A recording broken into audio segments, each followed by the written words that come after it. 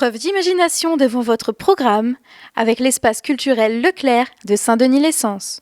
Retrouvez votre programme avec l'agence de communication Subotaï, partenaire officiel de la Télé de Lyon.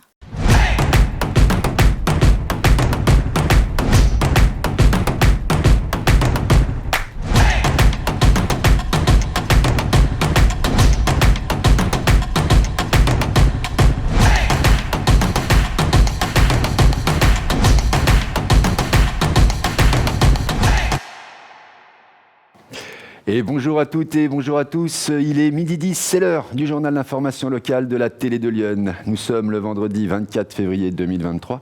Merci à vous de le suivre, de le partager ou de le commenter si vous le souhaitez, bien évidemment. Allez tout de suite, le sommaire. Joigny, vendredi 25 et samedi 26 février dernier a eu lieu les premiers états généraux de l'agriculture alternative. C'était organisé par l'association Renaissance Joigny et nous y étions. À Sens, où le développement de la fibre optique est en cours, c'est le maire de Sens, Paul-Antoine de Carville, qui répond lors d'un point presse dans lequel il assure qu'aujourd'hui, 99% de la ville est fibrée. Interview à suivre. Et puis à Auxerre, ces commerçants dont on parle trop rarement, eh bien la Télé de Lyon est allée à la découverte de Uni vers l'art, un atelier de création en tout genre dont les pièces sont fabriquées uniquement en Bourgogne-Franche-Comté. Et puis toujours à Auxerre, mais cette fois-ci, disons les choses carte sur table. C'est le nom du commerçant qui propose des jeux de société pour tous les goûts, une boutique atypique. À la salle Claude Debussy de Joigny accueillait les EGAA. Ce sont les États généraux de l'agriculture alternative. L'association Renaissance Joigny qui organisait cet événement est un collectif qui porte des projets pour améliorer la vie de demain. Éric Lenoir, membre de l'association, nous explique les initiatives existantes autour des enjeux écologiques, économiques et environnementaux. C'est un reportage de Lou Ugolini et Suzy Calin.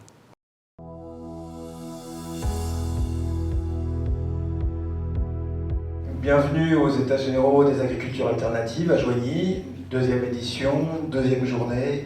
Éric Lenoir, membre de l'association Renaissance Joigny qui a organisé l'événement, nous en dit un peu plus. L'objectif est de montrer les initiatives existantes, ce qui est vraiment mis en place concrètement autour des enjeux qui sont ceux d'aujourd'hui, c'est-à-dire les enjeux écologiques, les enjeux économiques, les enjeux environnementaux, les enjeux énergétiques. C'est un rassemblement de personnes qu'on fait intervenir sous forme de table ronde. Nous avons assisté à un de ces débats au sujet bien spécifique. Ce matin, on a abordé le sujet alimenter le territoire. Et donc, on a présenté les projets alimentaires territoriaux qui existent, qui sont en cours, qui viennent d'être validés. Le partenariat, par exemple, entre Lyon et Paris qui est très prometteur. Nous avons également pu découvrir des personnes investies pour une meilleure alimentation dans le département. La table ronde permettait aussi un échange avec le public à travers des questions-réponses. L'un des objectifs principaux aussi des États généraux des agricultures alternatives, c'est de sortir des clivages, de sortir des idées reçues. Qu'un agriculteur ne considère pas que quelqu'un qui va dans une petite épicerie bio, c'est forcément un écolo bobo qui ne comprend rien à l'agriculture et qui mange du soja qui vient du Brésil. Et inversement, que les gens, les citoyens, comprennent quelles sont les problématiques rencontrées sur les exploitations, sur les fermes, par le monde paysan et aussi par les élus. Comment on fait ces choses-là, comment on arrive à remettre tout le monde à discuter autour d'une même table pour résoudre des enjeux qui sont communs. Si vous êtes intéressé, vous pouvez retrouver l'association Renaissance sur son site internet ou sur ses réseaux.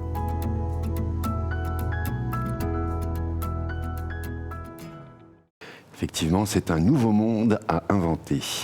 Allez, lundi 13 février, notre équipe s'est rendue à Sens pour assister au point presse sur l'installation de la fibre optique. La mission a été lancée en 2016 et aujourd'hui, 99% de la ville peut avoir accès au très haut débit. C'est Damien Esnault et Adam Lamotte qui ont posé leurs questions à Paul-Antoine de Carville, le maire de Sens, qui était accompagné de Véronique Morligheim, déléguée régionale du groupe Orange. Lundi 13 février, nous nous sommes rendus à Sens pour assister au point presse concernant l'installation de la fibre optique dans la ville. Le maire de Sens, Paul-Antoine de Carville, nous explique le but de cette conférence. Alors on avait souhaité effectivement faire un point avec Orange pour expliquer aux Sénonnais que 98-99% des logements à Sens étaient adressables, c'est-à-dire pouvaient désormais bénéficier de la fibre. C'était important parce qu'on a lancé ce projet il y a quelques années et puis il fallait montrer effectivement aux Sénonnais qu'on est allé au bout de l'opération. Donc on est heureux effectivement de le faire aujourd'hui et de donner ces chiffres-là qui sont des chiffres très encourageants.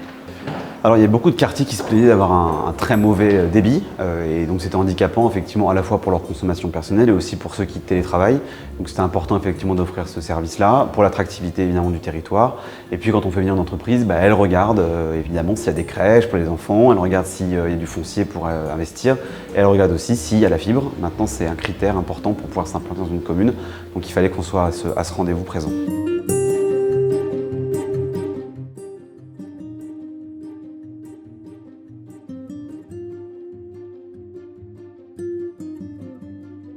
Depuis 2016, le projet a pour but de déployer le très haut débit dans toute la ville. Véronique Polighem, déléguée régionale du groupe Orange, nous parle plus en détail du déploiement de la fibre optique à Sens.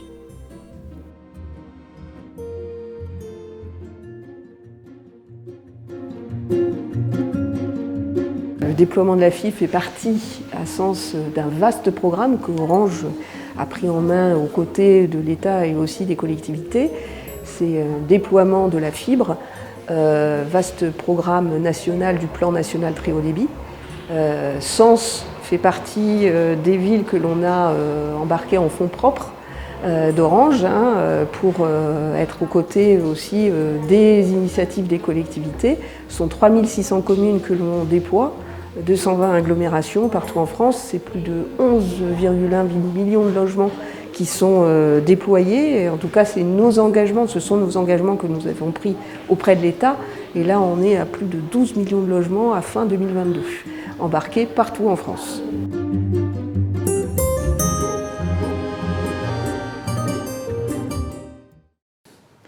7 ans pour fibrer l'ensemble du Sénonnais. Ok. Allez, découvrons maintenant Univers l'art. C'est à Auxerre, on y découvre des créations en tout genre. C'est une boutique aux valeurs particulières, mais pas seulement.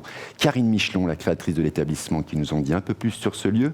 C'est un reportage de Lou Ugolini et Suzy Kellin.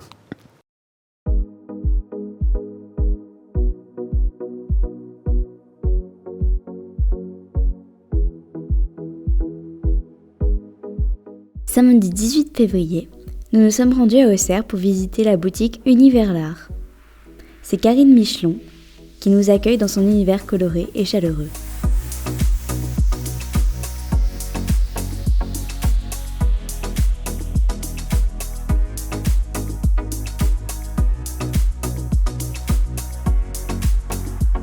Alors mon métier, c'est devenu en fait un métier de choix. Donc après un parcours un petit peu atypique, j'ai cherché ce qui pouvait me rendre heureuse moi et rendre heureux les autres par la même occasion. Et du coup, j'ai créé la boutique Univers l'art, qui est une boutique et un atelier. En fait, il y a deux concepts. Alors la boutique, c'est une boutique de création artisanale bourguignonne. Donc en fait, tous les produits sont soit créés par moi en ce qui est déco, bijoux, les choses comme ça, mais je fais également appel à des artisans bourguignons pour le textile, les bougies, des lampes, la céramique, les choses comme ça. Donc en fait, c'est un univers assez complet.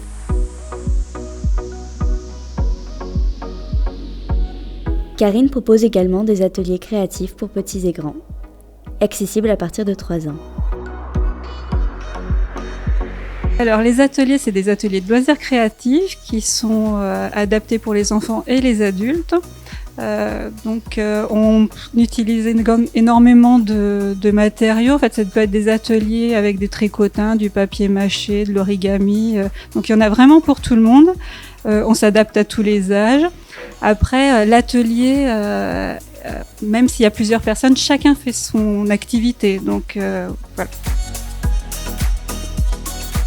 Si vous aussi vous voulez vous plonger dans son univers, vous pouvez la retrouver sur son site internet universl'art.fr.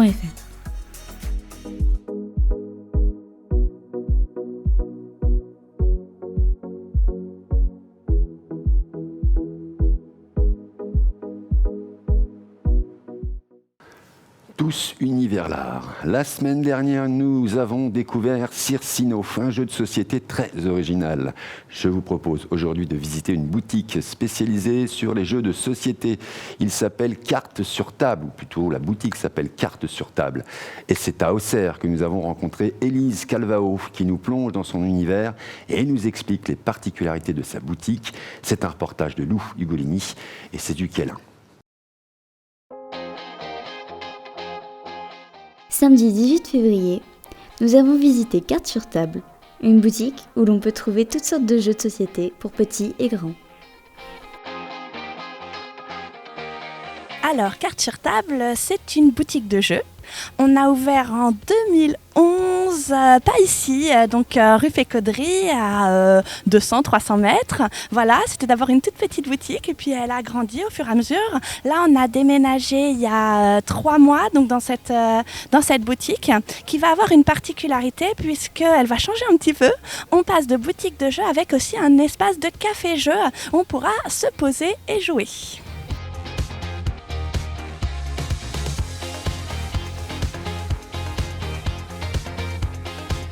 Du coup, moi j'ai monté la boutique avec mon mari il y a donc plus de 10 ans.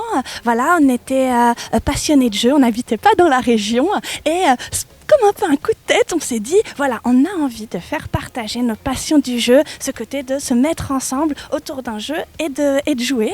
Et ça a commencé par, du coup, une petite boutique. Et puis après, au fur et à mesure, accompagné par tous les joueurs qui nous ont suivis pendant des années à Auxerre, et ben, on a pu aller jusqu'à ce projet de café-jeu. Vous pouvez également les retrouver sur leur site internet cst89.fr.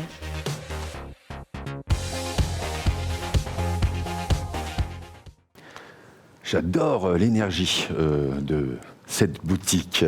Allez, et pour finir, je vous propose quelques idées de sortie de ce week-end.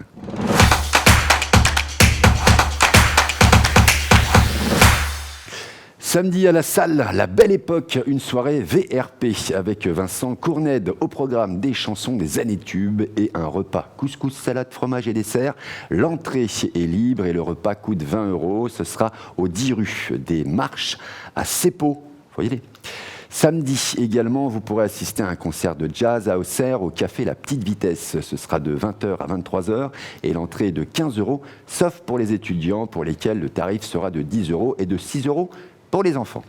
Pour finir, samedi encore, les amateurs de littérature et de musique, vous pourrez vous rendre au Skeneto à Moneto pour assister à une pièce de théâtre intitulée Madame Pilinska, voilà, et les secrets à Chopin.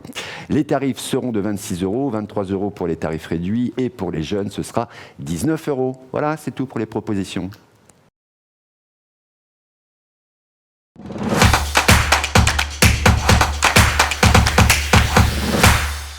Ah, j'adore quand ça se passe bien. Voilà, c'est la fin de ce journal d'information locale. Merci de nous avoir suivis. Merci à toute l'équipe pour les reportages de cette semaine. Ils font un gros boulot, les jeunes.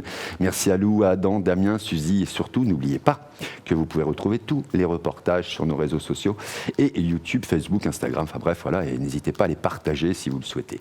Je vous souhaite un très bon week-end sur notre site internet lateledelion.fr. Bye bye.